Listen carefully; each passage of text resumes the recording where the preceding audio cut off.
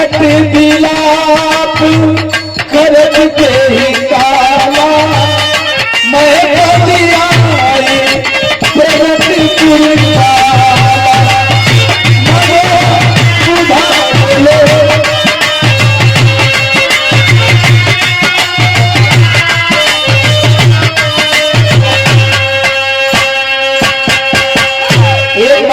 सुनिलोचन भी है जेत विपिन दुख मोचन विकट विलाप करत ही काला मैं पदयाई प्रणतपुर। श्रावस्ती के जेत वन में तथागत महामानव गौतम बुद्ध जी विहार कर रहे थे, मॉर्निंग वॉक कर रहे थे, टहल रहे थे, जॉगिंग कर रहे थे।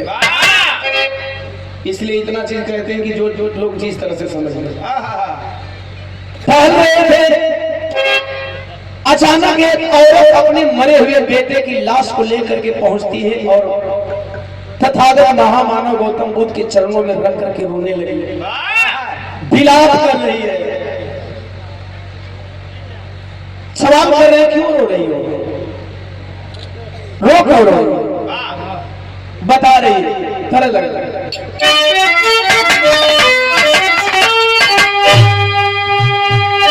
गीतिया बनती भौजिया थोड़ा सा मीट बढ़ाएंगे, एक आध पल इसका मीट। अरे नदी भौजिया दोनों ऐसा मौरिया दोनों के पिया पर देसिया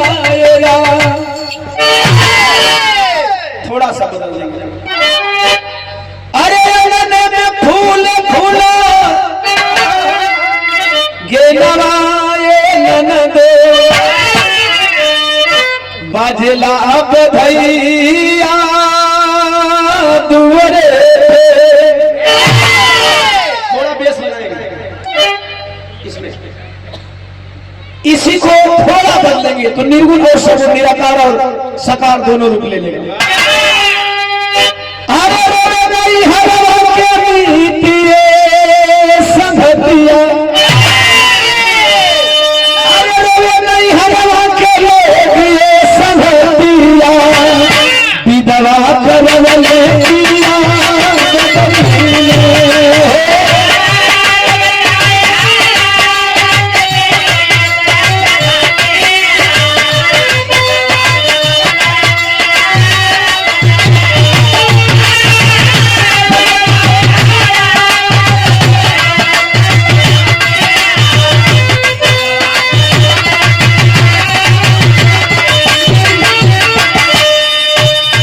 वह विधवा औरत रोने लगी और महामानव तथागत गौतम बुद्ध की चरणों से लिपट करके एक बात कहती है कि मरी गई हमारे कुमारी स्वामी जी, मरी गई हमारे कुमारी स्वामी जी, मिल गई मोतिया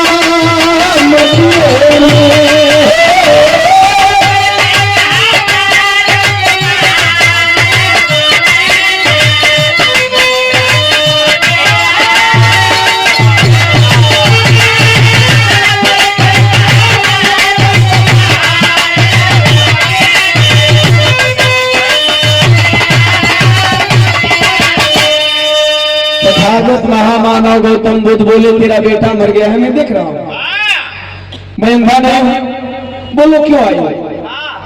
तेरे घर में कोई दाह संस्कार करने वाला नहीं है, तेरे पास पैसा नहीं है, तुम्हारे हित मित नहीं है, तुम्हारे भाई भौत नहीं है, तुम्हारे सवांग नहीं है, ये तो दिख रहा है कि तुम मांग में सिंदूर नहीं पहनी।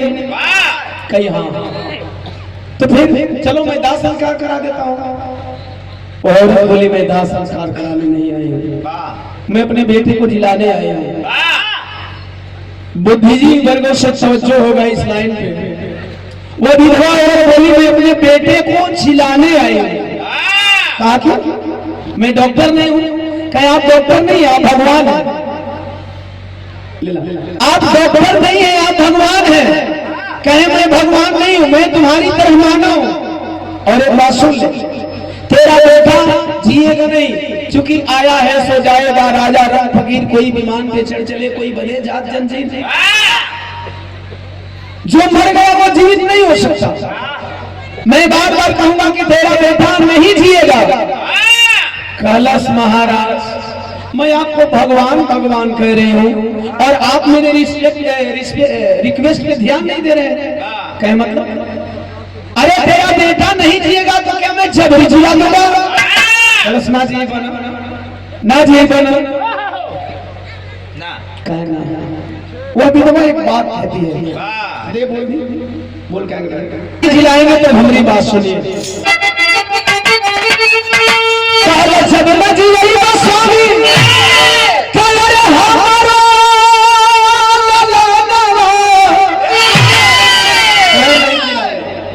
भगवान ने मानो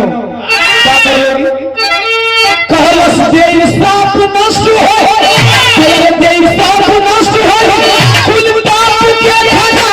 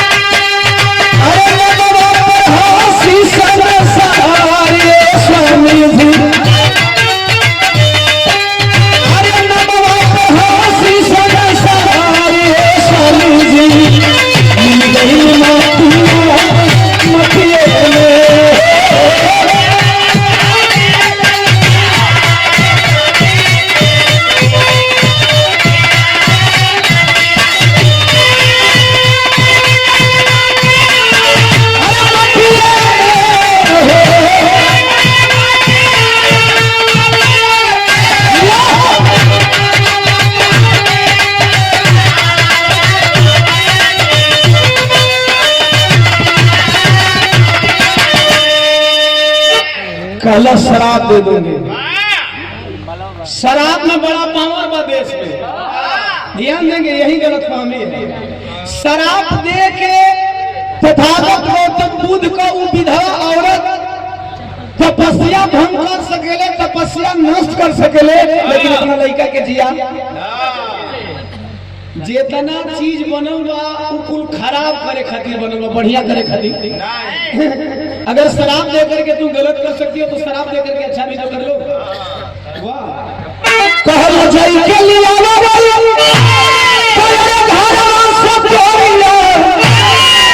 तोरी जाना बनी न रंगे सबे सरी सो कि जाई के लिया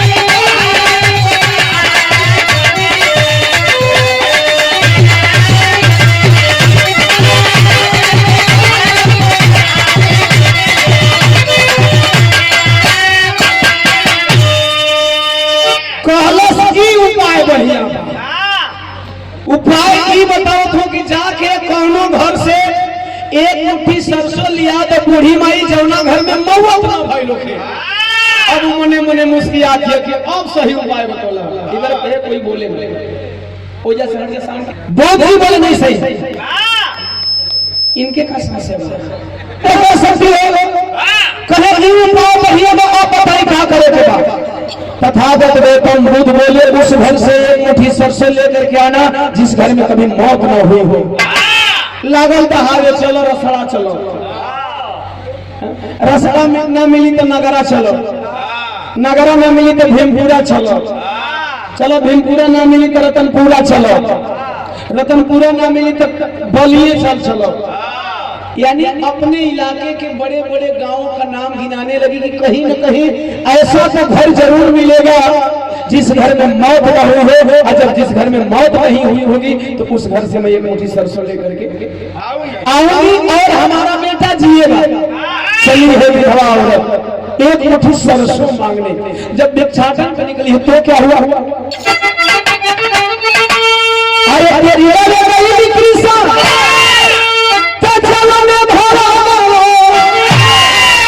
जा करके आंचल फैला करके आवाज लगा रही थी, भिक्षाम दे, भिक्षाम दे। जब लोग लेकर के भिक्षा लेकर के आ रहे थे, राशन चावल दाल आटा नहीं चाहिए, एक मुट्ठी सरसों चाहिए, एक मुट्ठी सरसों लेकर के भी आते थे। तो शराब करती थी कि एक मुट्ठी सरसों मेरे आंचल में तब आप डालिएगा जब आपके घर में मौत न हुई हो। यही इतना सवाल उस बुढ़िया का होता था। घर से जो कोई भिक्षा लेकर के आता था उसका जवाब क्या होता था कि कोई जमाई बाबू तो कोई जमाई बाबू, अरे हमारा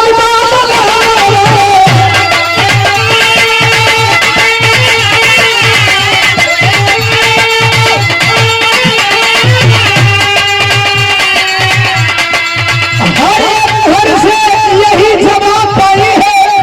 एक भाई तू गलती सवाल करता हूं, पूरे भारत में घूम रही को कोनो ऐसा घर ना मिली जहां पर मौत न भई होखे, कोनो ऐसा परिवार ना मिली जहां परिवार में पूरी दुनिया छोड़ गई न हो। क्योंकि आया है सो जाएगा राजा नहीं। फकीर 5 बजे भोर से निकली है वो विधवा, सुबह का 10 बजने लगा, थक हार गई, लाचार होकर के निकली है। सोची है कि अब हमारा जो अरमान है पूरेगा नहीं। एक गांव से दूर निकली है, करीब करीब गांव से बाहर देखती है कि एक आलीशान बिल्डिंग है। जब मैं जा रहा हूं रास्ते में बिल्डिंग बन गई तो क्यों ना मैं यहां से कुछ मांग लूं। पहुंची है, दरवाजे की आवाज लगाती है, भिक्षाम देही, भिक्षाम देही। कोई नहीं आ रहा है, 5 बार आवाज लगाई है, भिक्षाम देही, भिक्षाम देही।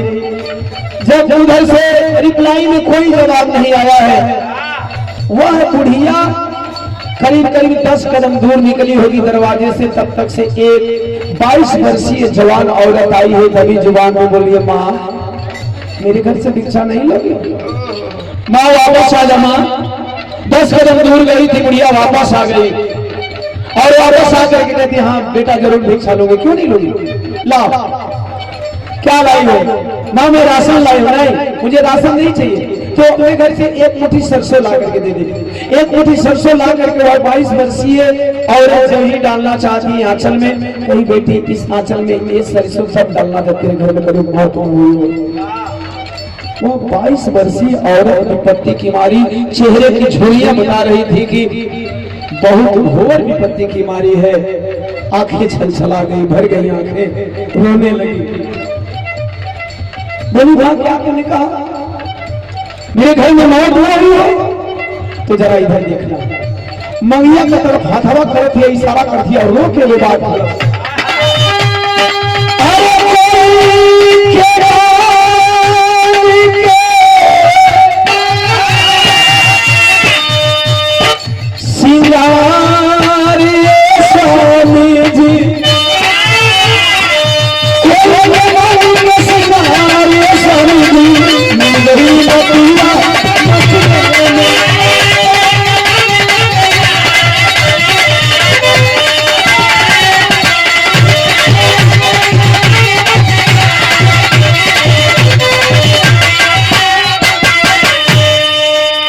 विधवा औरत सिर्फ इतना बताई है। 22 वर्षीय सफेद साड़ी में लिपटी हुई जवान बिटिया जब बताई है, माँ अरे किसी का मरा हुआ पति जीवित हो जाता, किसी का मरा हुआ बेटा जीवित हो जाता, किसी की मरी हुई माँ जीवित हो जाती, किसी की मरी हुई बेटी जीवित हो जाती, किसी की मरी हुई पतोह जीवित हो जाती। तो माँ भारत की परंपरा कहती है कोई जवान बेटी सफेद साड़ियों में लिपटी नहीं होती है। यह सफेद साड़ी बहुत कुछ कहने का किताब है। अगर इसे भी बात समझ में नहीं आती है तो एक तरफ मांग देख लो। मेरे पति का स्वर्गवास कुछ ही दिन पहले हुआ है, वो विधवा सुना लो। जहाँ वहाँ बनाना पड़ता है दोबारा। अगर किसी के घर में मरने के बाद कोई जीवित हो जाता तो मां में विधवा नहीं बनती। आया है बूढ़ी औरत समझ समझने में अब देर नहीं करती है। अब समझिए हम इतना बात क्यों कर रहे हैं, और ये बात हम नहीं कर रहे हैं, तथागत गौतम बुद्ध जी की क्यों किए। कभी कभी लोग सीधी बातों से को समझ नहीं पाते हैं, तब उदाहरण रखना पड़ता है कि भाई हमारी बात नहीं समझ में आ रही है तो आप हमसे दूर हट करके जान लो, हमसे दूर हट करके देख लो। इस बात को आप नहीं कर पाओगे तो इस काम को करके देख लो, इसके बाद देख लेना कि सत्य क्या है। सत्य का परिचय कराने के लिए तथागत गौतम बुद्ध जी ने भेजा गांव गांव का दर्शन करने के लिए, और जब गांव में गई है बुढ़िया तो उसे यह पता चला कि जो मरता है वो जीवित नहीं होता। तो फिर मेरा बेटा जीवित काहे होगा, मेरा बेटा जीवित काहे होगा। अब देखिए यही से गीत का भाव चेंज हो जाता है, उसका दिमाग चेंज हो जाता है। बुद्ध हर कोई है, बुद्ध हर कोई है, लेकिन आप बुद्ध नहीं बनते हैं, आप बुद्धू बनते हैं। आप तो स्वर्ग तलाशते हैं। जियते बाबू माई के खाना ना दिया तो मरला के बाद बाबू माई के खाना देहल जाला। जो लोग यहाँ आपको बराबरी में बैठने का हक नहीं देते हैं, कभी आप लोग अंदाज लगाएं कि जो लोग यहाँ आपको बराबरी में बैठने का अधिकार नहीं देते हैं, जिन लोगों को आपका टीचर बनना पसंद नहीं आता है, जिन लोगों को आपका गायक बनना पसंद नहीं आता है, जिन लोगों को आपका MP MLA बनना पसंद नहीं आता है, वे लोग अपने आपके बाप को स्वर्ग दिलवा देंगे, दिलवा देंगे क्या? कभी आप लोग सोचे इस बात साहब, जिनको आपका रहन सहन, आपका पहनावा, आपका खान पान, आपका गाड़ी से चलना, आपका मोटरसाइकिल से उतरना पसंद नहीं है, वह कभी आपके बाप को स्वर्ग नहीं दिला सकते, और हम और आप स्वर्ग के और नरक के चक्कर में पड़े रहते हैं। तथागत गौतम बुद्ध जी बोले बुढ़िया जाओ, बुढ़िया के घर फूट गई, आप क्या कैले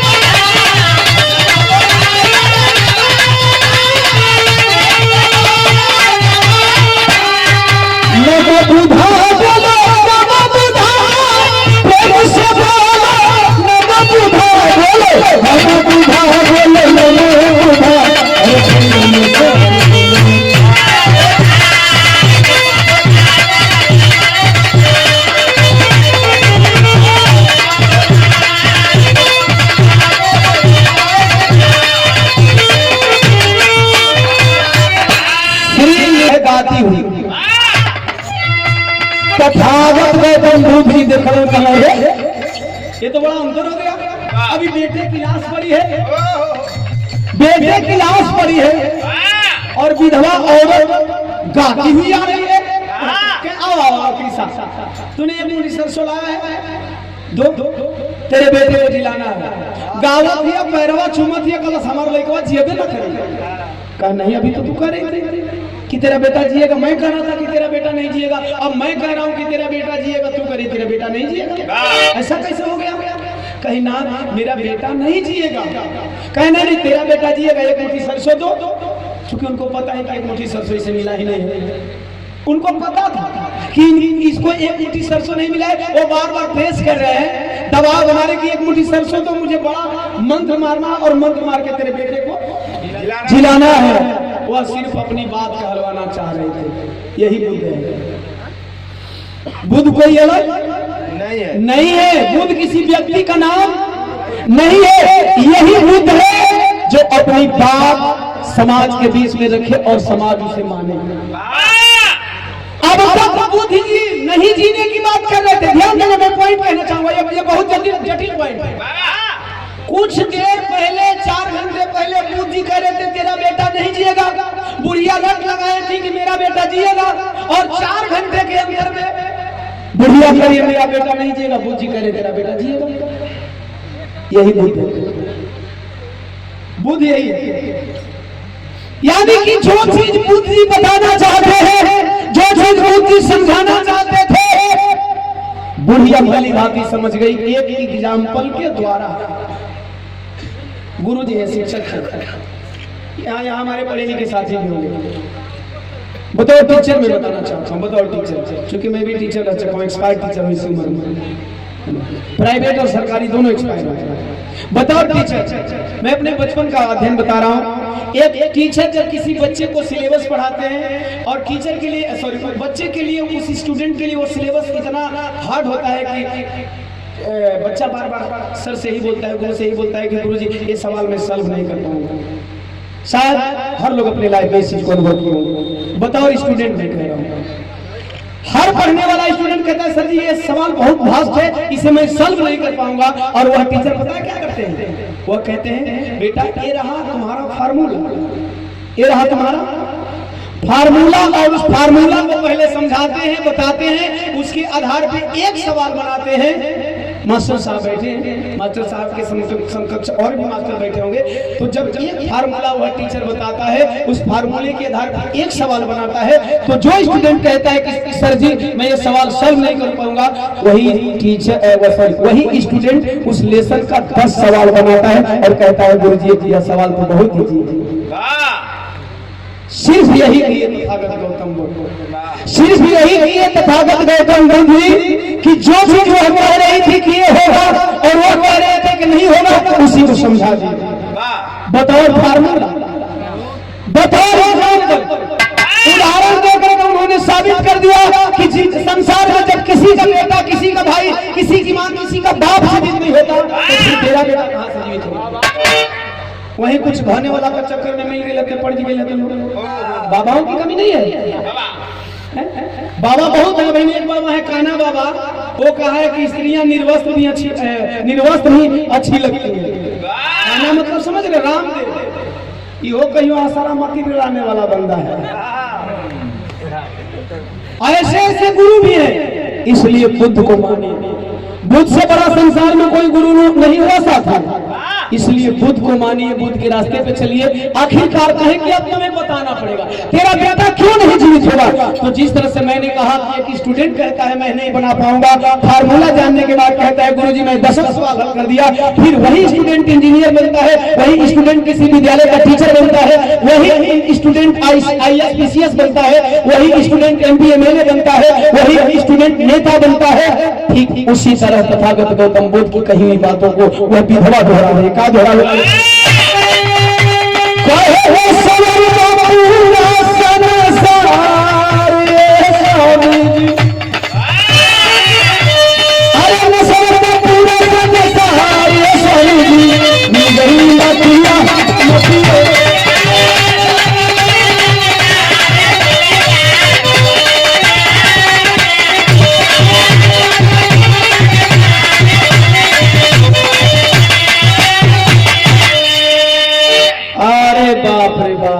तथागत गौतम बुद्ध जी मुस्कुरा रहे, वाह, यानी मेरा मंत्र काम कर गया। वो दूसरा मंत्र ना मारे वाला सरसोईया, वो सरसोईया वाला असली मंत्र काम कही कि मेरा बेटा नहीं जिएगा, क्योंकि यह संसार नश्वर है, आया है सो जाएगा, राजा रंग फकीर। लेकिन हमारा समाज कहाँ मानने वाला है, दान करता है, यहाँ बाबूजी को मिल जाता है स्वर्ग में खटिया। अब मोबाइल दान हो, बाबू का जमाना में मोबाइल ना रहे, लेकिन दान हो, बाबू मोबाइल से बताइए, पता नहीं उनका नंबर डायल करे कि ना करे। बाबू पढ़ल कि ना पढ़ल, लेकिन उनका मोबाइल अच्छा है। पढ़ल लिखल समाज भी जब देवेला तो बड़ा हंसी आवेला कि आप लोग पढ़े लिख करके किए क्या आयोजक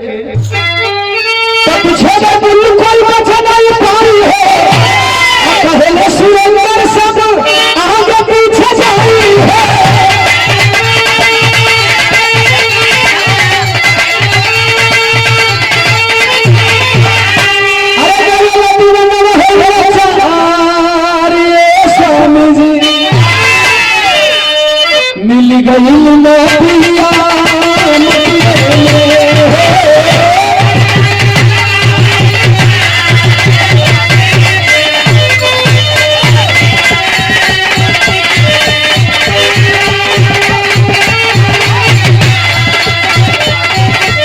अरे मिल गई नौकरियां